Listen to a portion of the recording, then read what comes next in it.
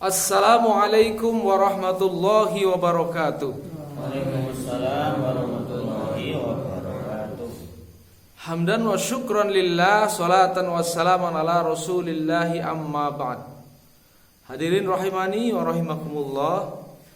Pada kesempatan pagi hari ini kita akan membahas tentang bagaimana menyikapi wasiat. Sebelum orang meninggal biasanya ada wasiat ya.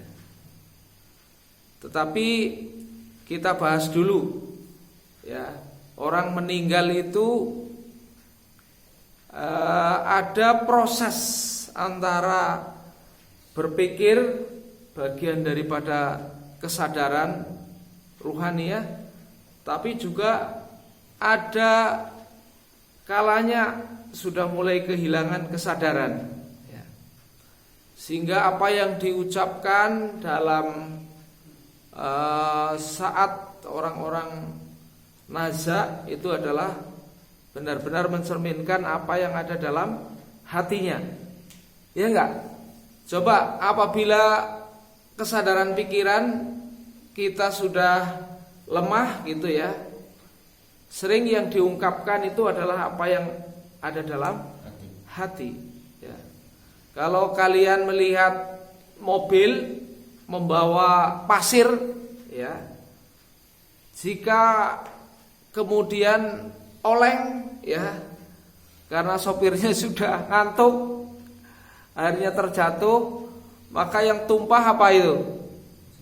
Yang tumpah dari mobil itu apa? Pasir, nggak mungkin nasi ya. Apa yang ada di dalam mobil itulah yang kemudian dia tumpah itu. Sama dalam mandiri manusia juga begitu. Pada saat orang itu dalam keadaan kesadaran ya, berpikirnya ya kurang atau mungkin hampir hilang gitu ya, maka yang dikatakan, yang diucapkan adalah apa yang ada dalam hati. Nah, oleh karena itu maka orang yang menjelang kematian juga perlu dituntun ya. Bagaimana cara menuntun orang yang hendak meninggal dunia? Lakinu mautakum bila ilaha illallah ya. Talkinkan kepada orang yang akan meninggal dunia kalimat la ilaha illallah ya. Ini penting sekali ya. Supaya apa? Supaya kesadaran itu ingat kembali, atau paling tidak adalah dengan disadarkan dengan kalimat itu, maka ucapan yang terakhir ketika dia meninggal, dia ingat kepada Allah Subhanahu wa taala. Man akhiru kalamihi la ilaha illallah dakhalal jannah.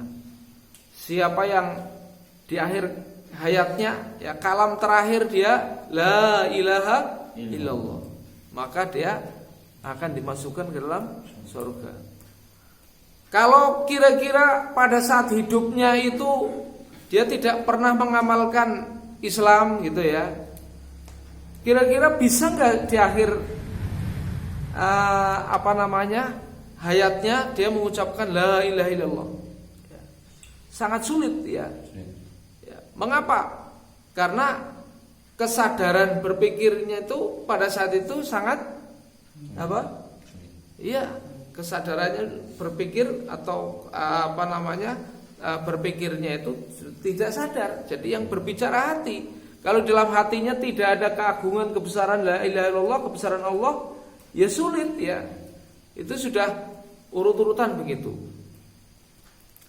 Ya, maka penting untuk mengisi hidup kita ini ya dengan apa? Dengan amalan-amalan yang sesuai dengan syariat Allah Subhanahu wa taala dan Rasulnya. Artinya kita mengamalkan perintah Allah dan Rasulnya dalam kehidupan kita sehari-hari, itulah sesungguhnya yang menentukan kemampuan seseorang untuk dapat mengucapkan kalimat la ilaha illallah di akhir hayatnya.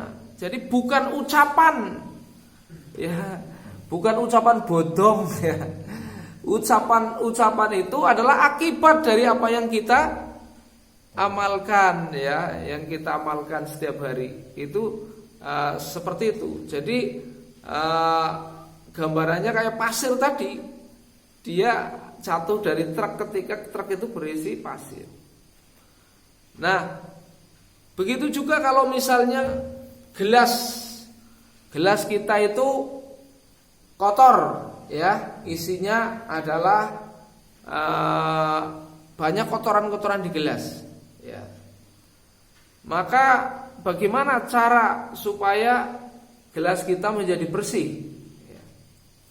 Ya, kalau gelas mudah saja digosok pakai sabun, ya, diasai gitu, terus bersih. Tapi kalau hati manusia bisa langsung apa enggak? Enggak bisa, ya.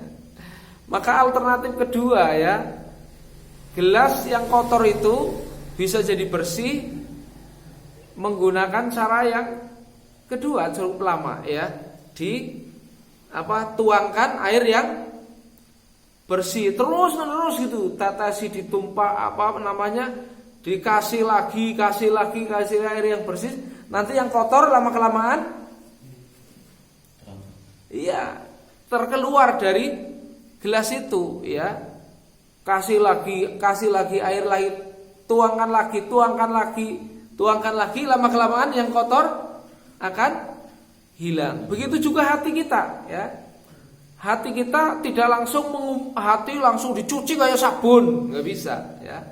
Tapi lagi dan lagi kita dakwahkan keagungan Allah, kita dakwahkan kecintaan kepada Nabi, kita dakwahkan amal-amal sunnah.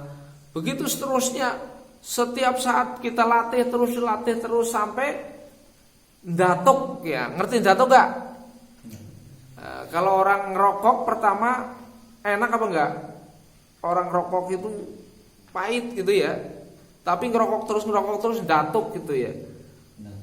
Datuk itu merasa lezat gitu. Padahal rokok itu berbahaya kan. Tapi karena udah datuk, disuruh tobat meninggalkan rokok nggak bisa. Dia merasakan datuk gitu, ya. Nah, kalau kita datuknya adalah datuk dalam mengamalkan ibadah, ya, Masya Allah, merasa lezat, sholat lezat, baca Quran lezat, kan gitu. Mengapa ada orang tidak lezat sholat, baca Quran nggak lezat? Mengapa kira-kira? Mengapa orang makan sate nggak lezat? Ya, karena sedang sakit. Sate nggak lezat, bubur nggak lezat, nasi yang ada udangnya pahit. Karena apa? Keadaan sakit. Kalau sehat, wah, tanduk gitu kan? Nah, seperti itu. Oke, kita kembali ke judul, ya. Sebelum orang meninggal biasanya ada wasiat-wasiat yang yang diberikan, ya. Kutiba alaikum idza hadara ahadakumul maut in taraka khairanil wasiyatu lil walidaini wal aqrabin haqqan 'alal muttaqin, ya. Biasanya sebelum dibagi ke ahli waris, ya, harta yang ditinggalkan orang yang meninggal itu, tunaikan dulu hutang-hutang yang ada, ya. Kalau ada yang hutang kan gitu, ya kan. Kemudian yang kedua, wasiat-wasiat yang pernah disampaikan, kan gitu. Nah, setelah itu baru dibagi harta waris, kan gitu, ya. Nah, ini ceritanya ada seorang yang berwasiat, ya, karena hartanya sangat banyak. Salah satunya berupa tanah yang sangat banyak dan juga harta yang berupa hewan. Nah, hewan ini yang diwasiatkan, ya, yang tanahnya dibagikan waris. Nanti kalau saya meninggal, saya punya 19 sapi, ya. nanti kalau saya meninggal itu yang separohnya untuk si A, yang seperempatnya untuk si B, yang seperlimanya untuk si C. Ya. Nah, tidak lama kemudian betul meninggal ya. Mungkin dia sudah merasa gitu ya, sudah ada tanda-tanda gitu kan. Nah, ini bagaimana caranya? 19 sapi ya. Kalau yang dapat setengahnya kali 19, kira-kira itu gimana? Kan nggak bulat ya. Nggak bulat kan, berarti sapi ini kudu disembelih dulu kalau bagi-bagi. Kemudian yang B dapat seperempat kali 19 pecahan juga kan. Waduh, ini yang C dapat seperlimanya. 1/5 kali 19 gimana Mas Hasim? Pecahan. Kira-kira sapinya apa kudu dipotong-potong atau gimana? Siapa yang bisa ini kira-kira? Siapa yang bisa membantu ada suatu permasalahan dalam pembagian wasiat ini? Sapinya 19, maka si A mendapatkan separohnya, setengahnya ya. Si B mendapatkan seperempatnya, si C mendapatkan seperlimanya. Nah, maka terjadilah semacam kayak permasalahan ya dalam keluarga, kayak pertengkaran. Aduh, gimana nih kalau nggak diselesaikan, bahaya sekali ini. Nah, maka memerlukan orang ketiga, yaitu yang dimintai pendapat hukum untuk dapat membagi gitu. Kira-kira siapa yang bisa membantu ini? Ini matematika ya. Sudah pernah belajar KPK belum? Yang bisa membantu, coba yang bisa membantu menyelesaikan masalah ini, nanti saya kasih 100.000 kalau mau. Yes.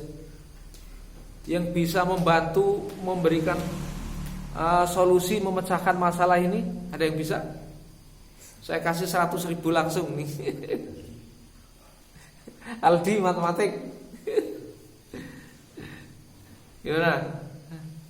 Sapinya 19 ya. Nah itu A akan dikasih separoh, B akan dikasih seperempat, C akan dikasih 1/5. Berapa bagian yang A, berapa bagian sapi untuk B, berapa bagian sapi untuk C tanpa disembelih? Tanpa ada yang disembelih. 10/5. Ya dari mana asalnya? 20 sapi. Dari 20 dari mana? Dua ya sama rata.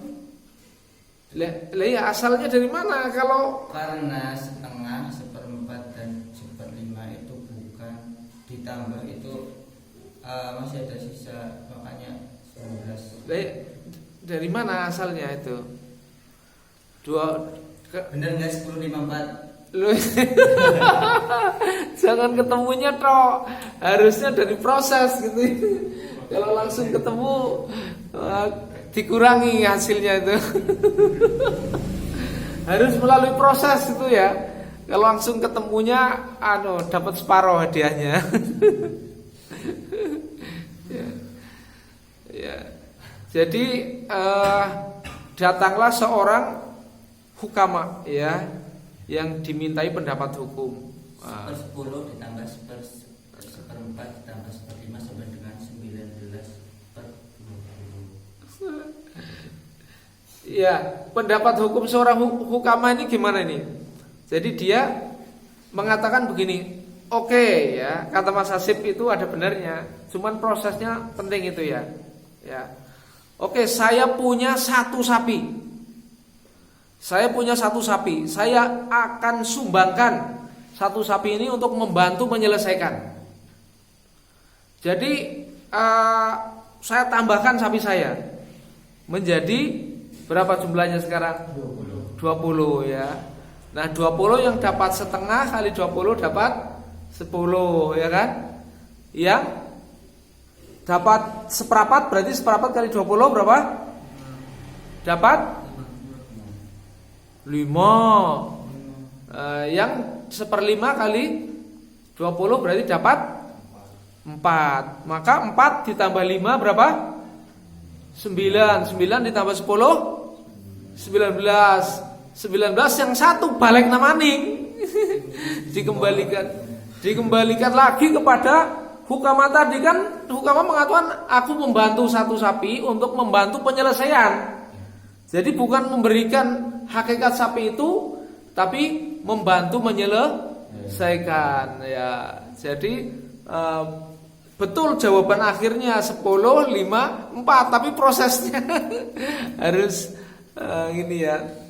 Nah ini dengan bantuan matematika. Ya, terima kasih atas perhatian. Mohon maaf atas segala kekurangan. Nun wal qalam yawma yasturun billahi taufiqul hidayah. Wassalamualaikum warahmatullahi wabarakatuh.